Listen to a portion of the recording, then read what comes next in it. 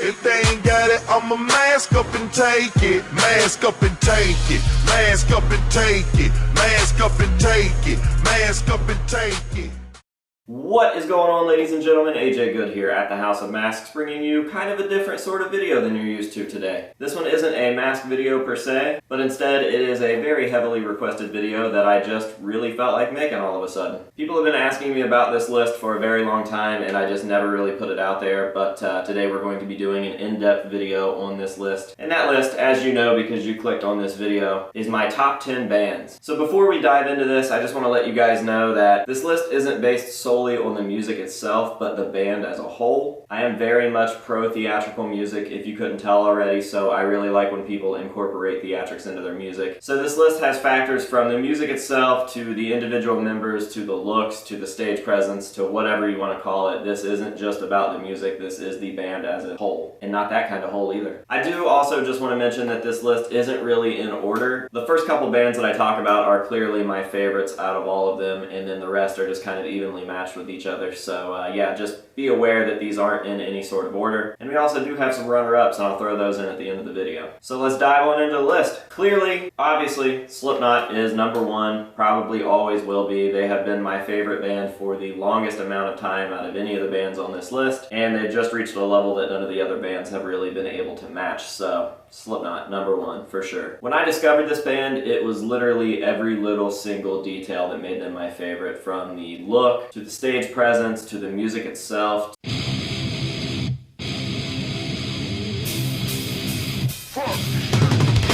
To each individual member's sort of personality. It was just everything about the band. The name, the logos they used. I could go on and on and on, but there was just definitely something special about the band, and I had never felt something truer in my life. Even as a little kid, I just knew. From the moment that I laid eyes on this band in a Rolling Stone magazine and saw them in their blue self-titled suits and each fucked up mask, and then I finally was able to listen to Wait and Bleed and watch the music video, I absolutely knew, and it was a feeling like no other. So Slipknot, number one, top favorite band. Number two, Gwar. I think it is safe to put them at the number two spot. I think I've been a fan of them for like half my life now, because I really wasn't allowed to listen or look at Gwar when I was a young child for obvious reasons. My dad always told me, as I would see like Gwar cassettes or whatever tossed to the side, that Gwar was more than just a band, and I never really knew what that meant. But then I was gradually introduced to them, and eventually, after watching every DVD or VHS that I could get my hands on, and finally experiencing my first Gwar show, I fully understood what he meant by that. And Gwar is just a lot of things to me. They are, first and foremost, super underrated musicians that will probably never get the praise they deserve because of the band that they're in. Hands down, the most fun concert I've ever been to in my life. If you've never been to a Gwar show, I would highly recommend that, because that is literally like a bucket list thing for people. I think everyone should experience a Gwar show, because it is probably the most fun you'll ever have at a concert. The humor is unmatched. It's like my actual type of humor. I like to fuck!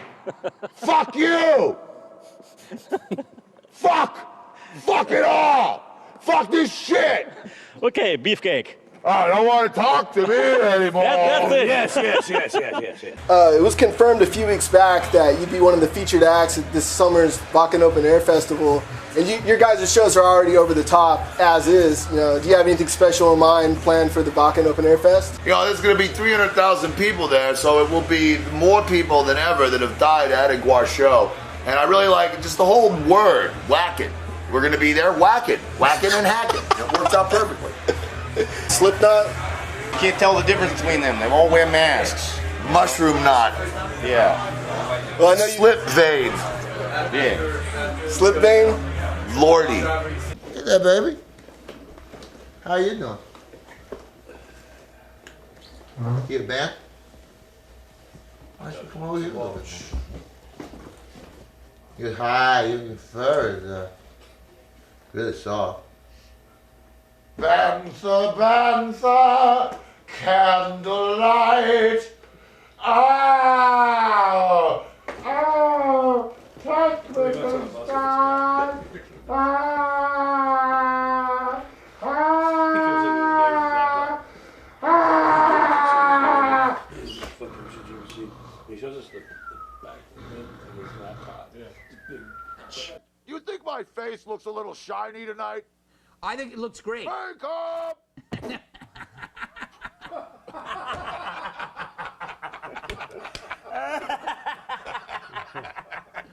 right. Hey, do you have any styling tips for other low-level celebrities like myself?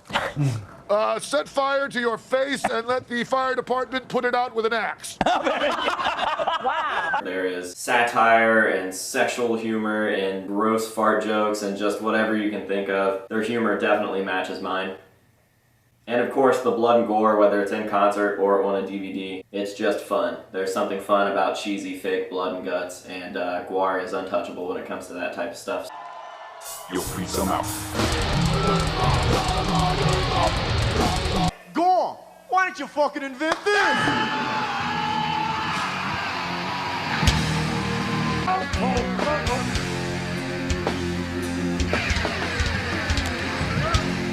So you think?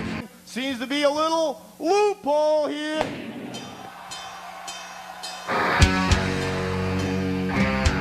Yep, it says right here. If I cap you in the fucking head, contract null and void. Oh well, what a surprise.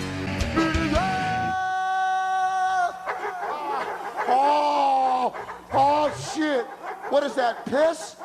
I can't tell if I'm coming or going. Ha ha ha. And speaking of just the music, I mean, their last couple albums, like prior to Dave dying, were really hitting hard. Like, I think everything from Violence Has Arrived on just got better and better and better and more technically precise and heavier. They were just really on a good route from Violence Has Arrived on, and I know that Dave gave a lot of praise to Corey Smoot, who played Flatus, for kind of bringing them back to metal, and I think with those two just really hitting home on the whole let's make music that matches our costumes type thing was a very, very good thing, and I can't speak so highly of the last album that they released. I'm not super impressed by it, but I think everything from Violence Has Arrived to Battle Maximus was super legit. So now we are out of order. Just those two have to be my top two bands, and now everything else is just kind of scattered. Rage Against the Machine. I don't really think this one needs any sort of explanation. I feel like if Rage Against the Machine isn't in your top 10 favorite bands, that you're a robot or something. That's some of the most like feelable, soulful music you'll ever experience in your life, and it's fight music, like everything from Tom Morello's weird fucking guitar incorporations to Zach De La Rocha rapping only the way that Zach De La Rocha can rap, and the messages that they carried with their music. I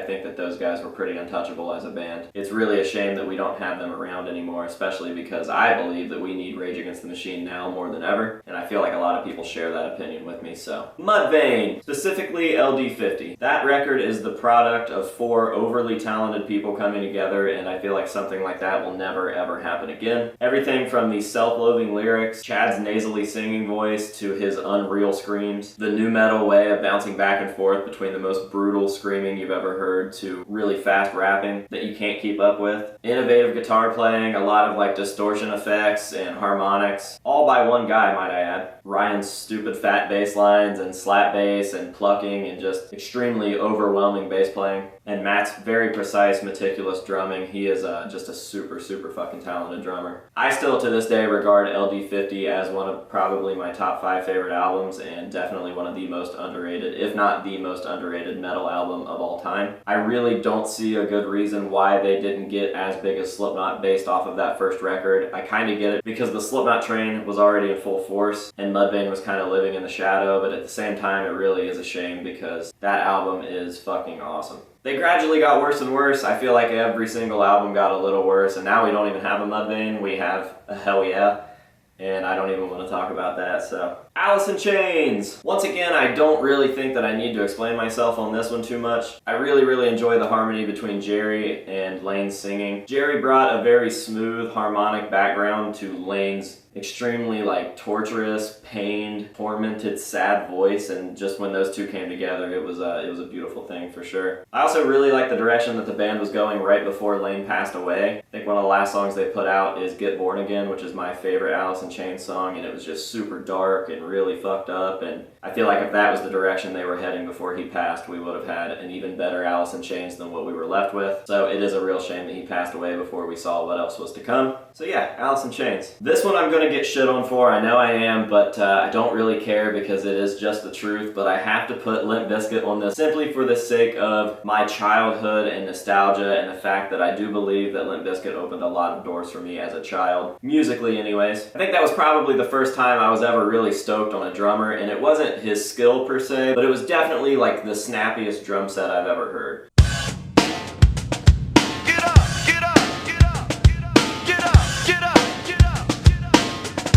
everything was super crisp and clean, and I just really wanted to play that way. So I based a lot of how I tuned my stuff or how I had my setup on the Limp Bizkit drummer, John Otto. Take him to the Matthews Bridge! That was first and foremost, but aside from that, they really did open a lot of musical gateways for me to get into different sorts of music. Whenever I think of Limp Bizkit, I automatically think of the weird digital shit that they did.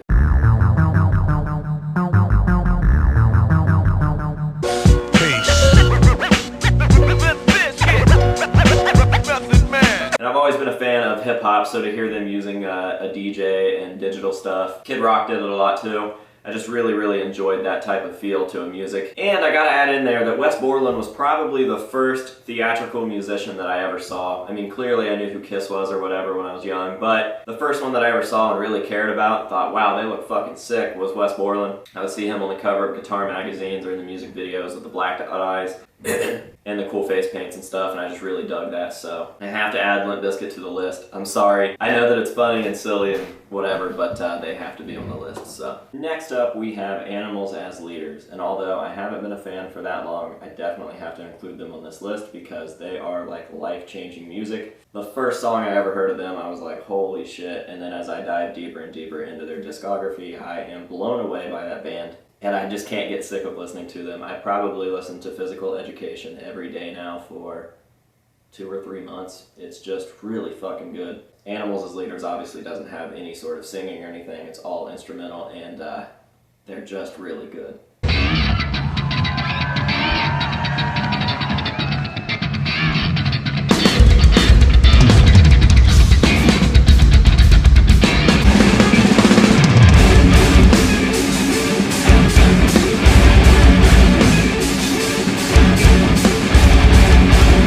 Buckethead. I don't know if this counts as a band since it's just one guy, but I'm putting him on the list anyways because fuck you. Alright, fuck you, buddy! I think Buckethead might be the perfect artist for me just all around in general. He really is a musician for musicians. I think that's why he's still so unheard of. He makes music specifically for people who make music, and I don't think that a lot of people can catch that or grasp that or get over his concept or whatever. And that isn't a shot at anybody that isn't a musician, I just think that it's extremely true. Clearly I love Buckethead for a huge range of reasons, from his look to his persona and his enjoyment of cool shit. Michael Jordan, Michael Jackson, martial arts, horror, Disney, the list goes on and on. I'm impressed by his ability to keep himself anonymous for all of these years. Like, the only photos that are out there of him are those that he is allowed to get out, which is only like 2 or 3. And clearly for his capabilities as a musician. I do believe that in fact he is the greatest all-around guitar player in the world, and I don't think there's anybody that can question that or change my mind anyways, and I think that most guitarists would agree. The dude can play every genre out there.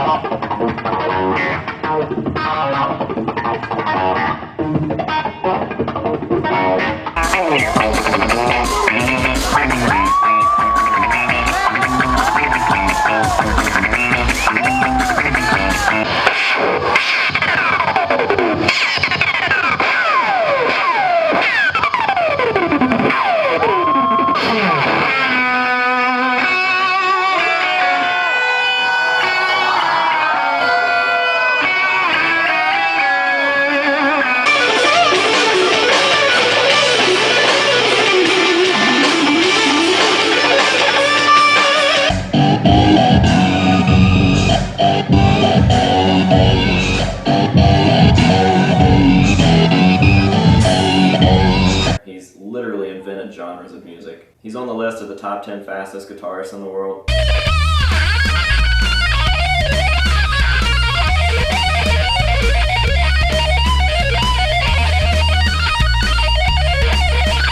And he can play other instruments.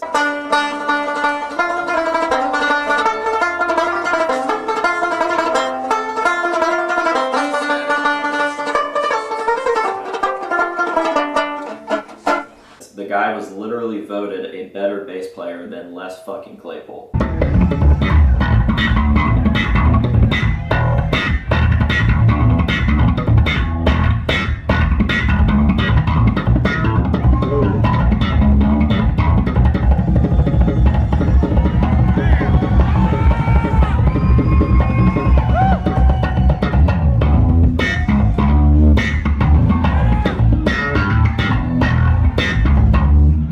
an infinite amount of reasons for me to have Buckethead on this list, even though it's a band list and he's just a musician. But the best thing that I can tell you guys to do is to hop on YouTube and just fall into the Buckethead wormhole. I don't think that you'll regret it unless you're a little bit retarded. Ghost. I'm not super crazy about Ghost anymore, like in their current state, but I have to say that when those first 2 albums came out, I hadn't been that like attached or in love with a band since Slipknot, and that feeling's really hard to replicate, but I definitely felt it with Ghost. Everything was perfect, from the name to the logo to the imagery to the fact that they had such deep-rooted, evil, Christian-related shit in their music. Like, you literally hear something and then have to look it up to figure out what the fuck he's talking about, and it turns out that it's some hidden Bible shit from fucking a bazillion years ago, and it's really, really cool. I also love the anonymity. Like, that was one of the funnest things ever. It felt like Slipknot all over again, like trying to figure out who these guys were or whatever, and most of the Ghost community was cool enough to like not bust them out. We just had our little circle that knew who they were, and we weren't trying to post it around everywhere. The music was clearly better on their first few albums. Like, the new music is so fucking radio friendly and popish, and I know that's what they're going for, but at the same time I just can't be cool with it because it doesn't sound as good, and clearly they don't look half as cool as they used to. We have Cardinal Copia compared to Papa 1 or Papa 2 or even Papa 3.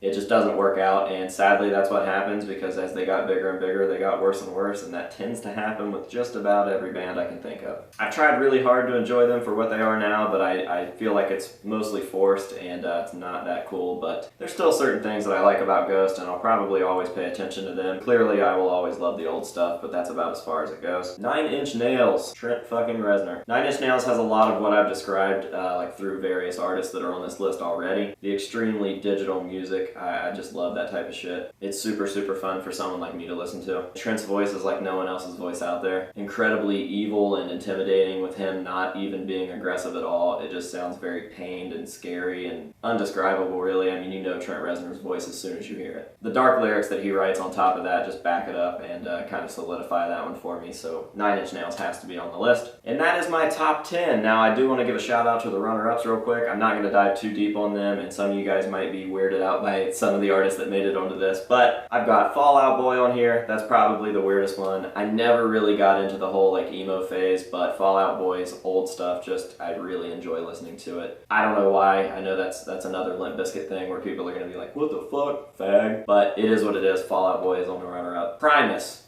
clearly Primus, and they almost made it on this list. Tool, A Perfect Circle, pretty much anything with Maynard James Keenan. It was just, they got beat out by other stuff based on other things, but musically they are fucking fantastic, and I love Tool, so Tool's a runner-up. And Metallica, clearly Metallica. I don't know how they didn't make it on the list either, but I just had to fucking work it around, so bear with me here. I listen to the shit that everybody hates. Not like Saint Anger or anything, but I mean like the Load and Reload album. People fucking hated that shit. Even the Black album, I like that more than their thrashy stuff. I'm sorry. It may not be like the most Metallica thing that Metallica makes, but it's definitely musically some of the best music they've ever created. So, runner-ups. That is going to do it for this video. I hope that you guys enjoyed that, and I hope that you guys are all satisfied knowing my top 10 favorite bands. It really was a fun video to put together, and I have to like think about all this stuff and give my explanation as to why these people are on my list. So I enjoyed it, and maybe we'll do like a top 10 films or something like that one day. If you enjoyed the video, make sure to let me know down in the comments. I want to see your guys' reaction to this type of video, because I think it's possible to kind of incorporate this type of stuff into my channel more regularly. And I was dreading making the video until a few days ago. I just really had the urge to make it for you. So yeah, hope you guys enjoyed it. I'm going to stop talking now, and until next time, we'll see you later.